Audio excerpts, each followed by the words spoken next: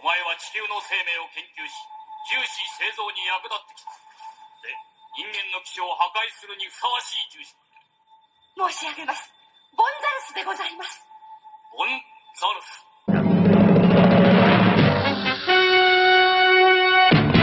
Long live in our memories the super robots, along with all those cool evil mechanical beasts they had to fight to ensure the safety of planet Earth.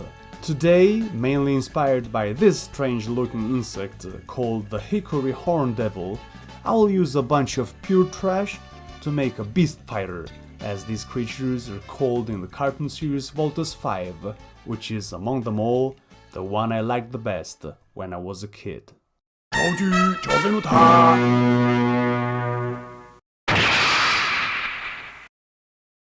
As you just saw, the body segments of the caterpillar are going to be made using plastic lids from yogurt bottles. I happen to have loads and loads of these, so this is a good way to use them up. Tracing the shape of the armature wire will help me understand the exact points where I have to drill each lid and slip the wire through. Then, with the step drill, I make openings on both sides of some of the segments, precisely on those segments where I will attach the beast's arms. And this is what I came up with so far. With this plastic mesh for gardening, a material for which I lately grew fonder and fonder, I start detailing the main body of the caterpillar, gluing bits of it to the front, to the back, and on the edges of every segment. Each and every one of these round segments is actually a totally independent entity, commanded by the beast fighter's mind, and able to detach itself from the main body of the creature to hit its enemies.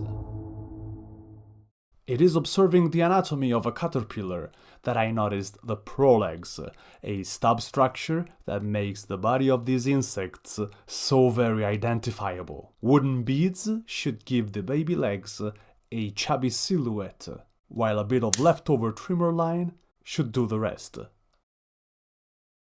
Some more trimmer line, this time thicker than the one used right before, along with suitable piping, to create dreadful spikes to be placed on the back of the beast fighter. Just like the hickory horn devil. But while the horns of the hickory horn devil are soft and harmless, these are actual weapons, spikes that, it goes without saying, can even be shot against enemies. And in all the places where I don't glue prolegs or spikes, I place rivets. I see these like dormant appendixes that could grow either as other legs or even tentacles. I'm making the head of the caterpillar coupling together two plastic lids that have been stimulating my imagination for a long time. A layer of thin plastic, cut from a little yogurt bottle, is used both to conceal the seam line between the two lids and to create extra depth on the head surface. I imagined the head of this creature to feature elements from a variety of insects like spiders, ants, and the like. So multiple eyes is not bad as a starting point to later move on with tarantula's fangs.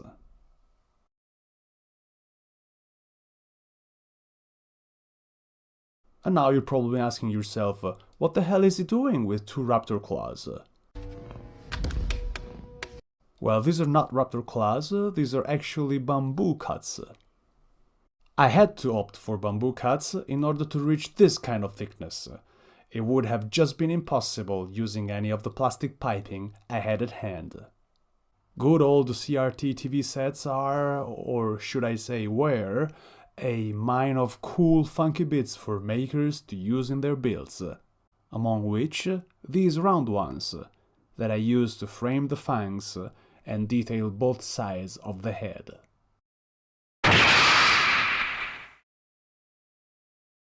The tail, with its shape, came up unexpectedly. Using some more leftover trimmer line seemed to be the right thing to do. I was probably looking for something to give the build more balance and movement.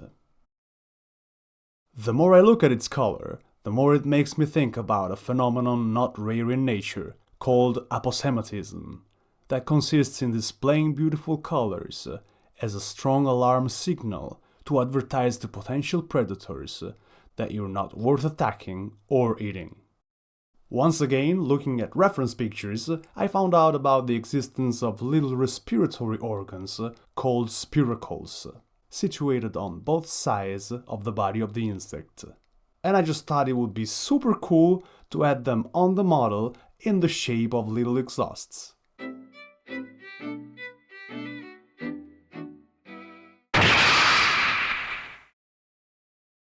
And now onto the arms and the claws of the beast fighter. Each one of the arms begins with one of these dome-shaped bits that function as joints. These bits are the basis of these cute little fellas here called the roll-ins, that you probably saw me use in some other of my builds. Once removed the iron weight from the inside, I glue an armature wire and detail it with a series of wooden beads and segments cut from ball pen ink chambers. Wooden beads also serve as connectors for the claws, which are made shaping rings cut from some of the thickest PVC piping I could find in my workshop. To make this monster look even more disgusting, horrifying and threatening, I thought I would provide it with vicious tentacles coming out straight from its claws. After making a few experiments, I found out that it's possible to give these zip ties the shape I want. And looking at this guy I made months ago using this very technique, it really looks like the zip ties will hold the shape over time. Okay, I'm done with the sculpting. And now let's move on to the diorama.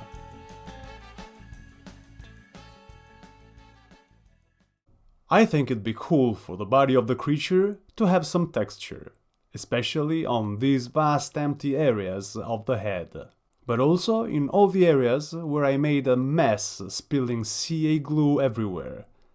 The effect I'm looking for is that of a cast iron texture. I had been told that Mr. White putty is the new Tamiya putty, which before used to be grey, as many of you might remember. And so I used this, thinned down with Tamiya thin cement. I might give you a couple suggestions on this. 1. You don't want to thin the putty too much, but rather keep the mixture quite doughy, otherwise no texture will ever show up. And 2. Take what's written here very seriously, and make sure you do this operation in the open air or wearing a mask.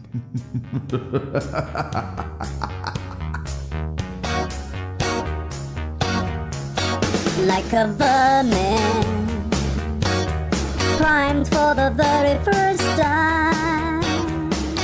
Like a vermin.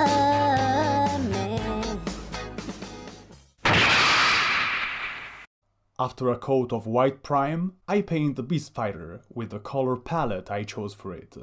Brilliant green for the body, primary red for arms and claws, and vermilion for the spikes and the tail. Honestly, I expected the brilliant green to be way more vibrant. Luckily, I had the idea to cover it with Games Workshop's Tesseract Glow. This was an experiment that really worked out for me. Okay, time to wash this babe up with a homemade oil wash to tie the paint job all together. This wash is made with burnt sienna diluted in white spirit. I want the creature to have a very dirty look, also because it's going to be placed into a muddy marsh diorama. Instead of wiping out the wash in excess, this time I leave the model all dirty, letting the wash be one with the law of gravity. After the wash is dried, I perform some highlighting, mixing the primary red with white and the green with yellow. This being just enough for the moment, I can now move on into making the marsh terrain.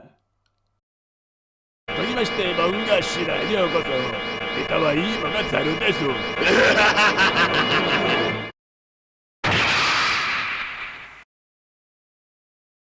I knew I wanted to have one side of the diorama covered in water and a muddy bank on the other side of the base. To make a first shape for the bank, I use a piece of thick foam, which I shape, glue and nail onto the wood plate that serves as a base. Now I make a terrain paste consisting in PVA glue, fine beach sand, acrylic dark brown and just a little bit of water. This paste will help to give the whole surface a uniform look, and also to create a fine grip for the Das air dry clay I'll apply on it later.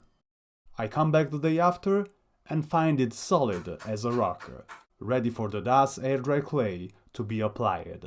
The rough, sandy surface should be enough for the clay to firmly stick onto it.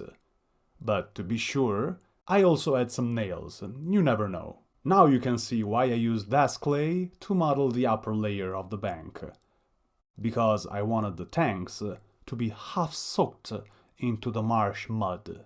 I do my best to reproduce a muddy soil, dabbing the clay with a spherical tool, to make the marsh surface look less dull, and also to save up on the resin pour, I make some reliefs here and there, using up the leftover clay. Sure enough, these reliefs will not be fully covered by the resin pour, and will emerge from the water surface. Again, I continue dabbing the clay with a ball-tip tool to reproduce a nice muddy texture. Once the clay is fully dried, I'm ready to position the two tanks into place. And I do so using some more of that terrain paste I made right before.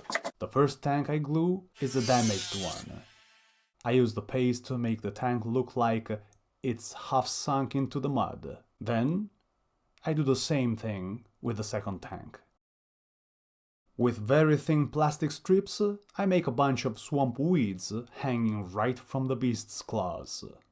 The model is definitely starting to come together, and I'm finally ready to face the last challenge, the one that scares me the most, the resin pour. This is my first epoxy diorama, but I watched quite a few tutorials on the matter, so I can say I actually feel pretty confident about this. Okay, I'm just gonna try this out, that's it. No, try not. Do or do not. There is no try. Okay, master. Gotcha. This is a 2-component clear epoxy resin that has 100:60 ratio, so I went with a total volume of 160 milliliters. That is 100 milliliters of resin and 60 millimeters of hardener. What I want here is the resin to assume a swamp-like greenish color, so I add to it increasing amounts of the darkest acrylic paint I have at hand. Only then, I add the remaining 60 milliliters of hardener to the mixture. To prevent the resin from incorporating air bubbles, I pour it as gently as I can, hitting the lowest ground first and letting it rise. The resin curing time is said to be around 10 hours. I waited 24. Well, despite all my efforts, quite a few tiny bubbles formed pretty much everywhere. But I must say, I'm not bothered at all. You might think I'm crazy, but in my opinion, these micro bubbles even add something to the model. Since this diorama is set in the future, I imagine this marsh being by all means really polluted anyways. What I did find a bit annoying instead is this mess here I have to deal with. After leveling it out with plaster and sandpaper, I conceal this mess gluing on the sides of the base custom cut sheets of wood veneer. And as a final touch, I'm going to make the marsh surface look more interesting, creating water ripples with common PVA glue. I would like to start this new crafting year welcoming all the new subscribers to the channel, with a special thank you to all who like, share and comment on my work, making the channel grow with their precious support. And I would also like to manifest my gratefulness towards all the crafters out there, especially those who preceded me, debuting in social platforms, without whom I don't even know if me, myself and I would have ever started this journey, and to whom I feel greatly indebted.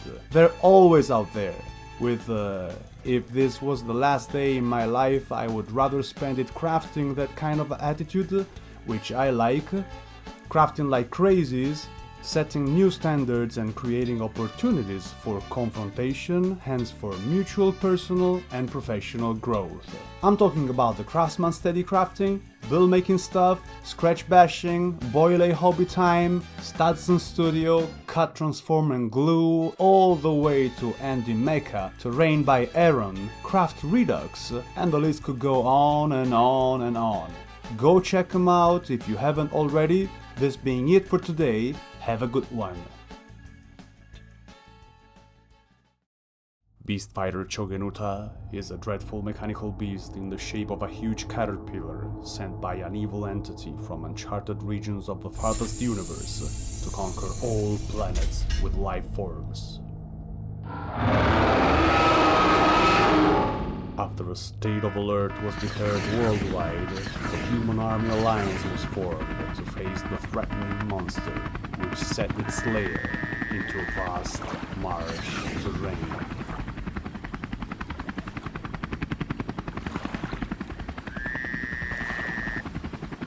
The first patrol arrived on site, only to find themselves totally unprepared to the task. Not sure who stopped the first attack, the Earthlings or the Beast Fighter. One tank has already been smashed into pieces under the massive weight of one of the mechanical beast's body segments. The other tank is aiming to one of the multiple eyes of the monster. Will the bullet make it to reach the target, or will one of the monster's vicious tentacles strike first?